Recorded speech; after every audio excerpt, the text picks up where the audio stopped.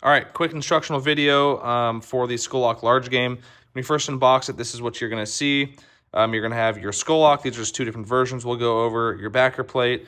This is an optional support plate. If you order the support plate, this is what you'll have. You'll have your hardware. You'll have the 2 wood screws and the 2 Allen keys. If you order the first version of the SkulLok, you will receive only the M4 Allen key unless you order the support plate as well. If you order the new one, you will receive the M6 even if you only order the SkulLok mount and no support plate. You will need to provide 2 large crescent wrenches and your own drill.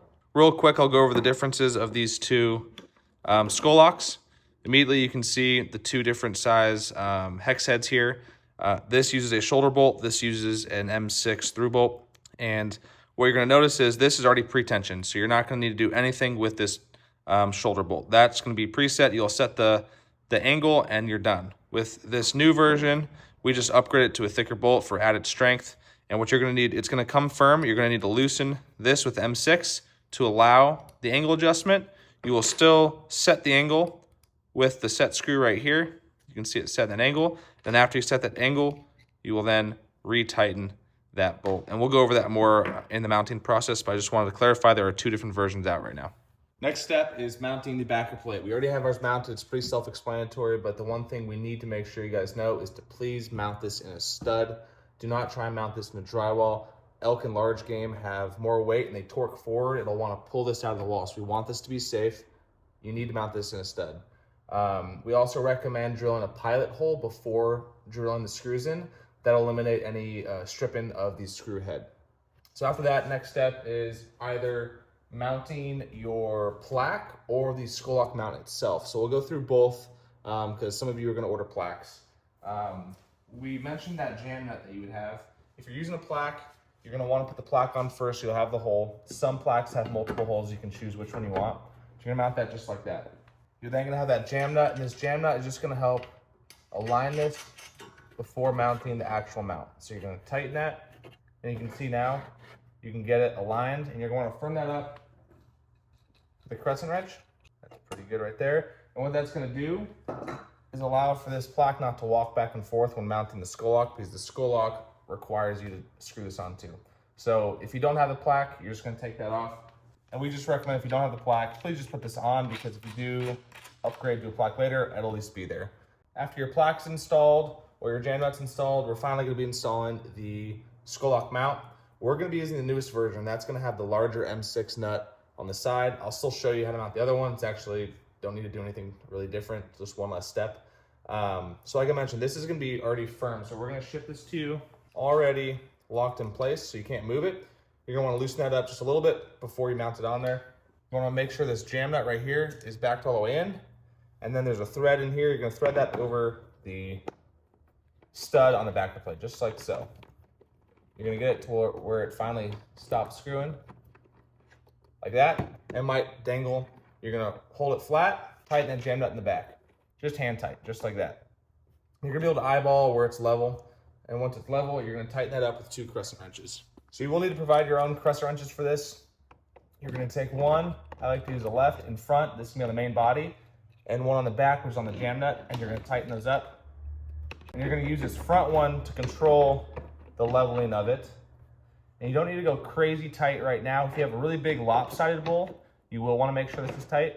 But our final adjustments will happen after the skull is on. So you can see right there, I'm tightening up that jam nut. I'm also making sure it's level, just like that. And like I said, if you have an asymmetrical bowl with antlers that are going to one side, you're going to want to make sure that that is tight. So when you put this on, it's not rotating around itself. But for now, that's good. The next step is adjusting the angle. You will be able to adjust this angle with the skull on the wall, and I'll show that. But if you already know you have a smaller, 5-point or 4-point bowl, you can actually adjust that angle. Like I mentioned before, this is already loose. This is on the newest version. If you have the old version with the smaller hex head, this is already pre-tensioned. You don't need to do anything with this nut. It'll allow you to adjust this. If you have the bigger one, you'll loosen this to allow for the adjustment. Then after you make the angle adjustment, you'll retighten that. So there will be a 4mm Allen key or set screw beneath, and that's what will allow you to adjust the angle just like that. So like I said, you can preset this already, or you can adjust it after. I know I'm putting a smaller 5-point on there, so I already have this a little bit adjusted, and we'll go back through and adjust that once we get on the wall. So next step is mounting the actual skull. All right, so first thing you're gonna know is when you're mounting these skulls, you're gonna wanna tilt these back. It gives you more clearance to get this into the brain cavity. So you're gonna come up to it, find that hole, tilt it back, just like so. And you see this notch right here? You slide it back to that notch, and then you're gonna allow gravity to pull the skull forward. And these occipital bones are gonna slide right into that notch, just like so. You'll feel it grip in there. What that does is allows it not to pull off. So now the gravity's working with it. It's not gonna wanna come off that unless you lift this up again to give the clearance to pull off. So that's how you're gonna mount it. We have some more wall clearance back here that we can work with, and this is where you can adjust the angle with the skull on the wall. So once again, you're gonna take that 4mm Allen key. You're gonna come underneath where that set screw is. You're gonna lift a little bit up on the skull to aid, and then you can dial that angle in just like that. So that's where I want that angle. And if you have that original one with the smaller set or smaller shoulder bolt right here, you don't need to do anything. If you have the bigger one, you're just gonna take that again and tighten it up. If you have a bigger bowl that's has a lot of weight, you're gonna wanna lift up on the skull and then tighten it. But once that's tightened, you're good to go.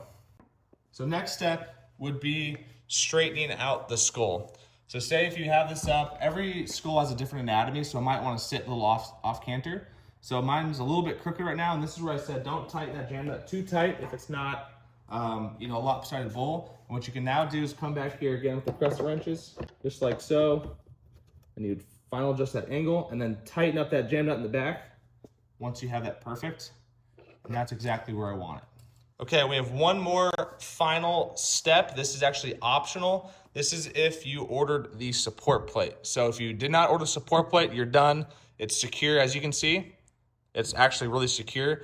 We sell this support plate as an optional plan to add more security, or if you have a lopsided bull where it wants to rotate around, this clamps on that skull. So where that's gonna go is on the back. You're gonna see it back here. Gonna set like that. We have this bolt right here. That's gonna thread right into the top of the skull, just like so. You can hand tighten that. Okay, so before you fully tighten it, you wanna make sure it's lined up pretty good in the back of the skull. You'll take that M6 Allen key and do a final tightening. This doesn't need to be crazy firm, just nice and firm, but don't go too crazy with it. And then after that, you'll take the 4mm Allen key, and you have 2 comb point set screws right here. You're just gonna tighten these to where they touch the skull. You do not need to go tight. These just give it some extra leverage further out so it won't rotate. You're good to go. And that's your final product.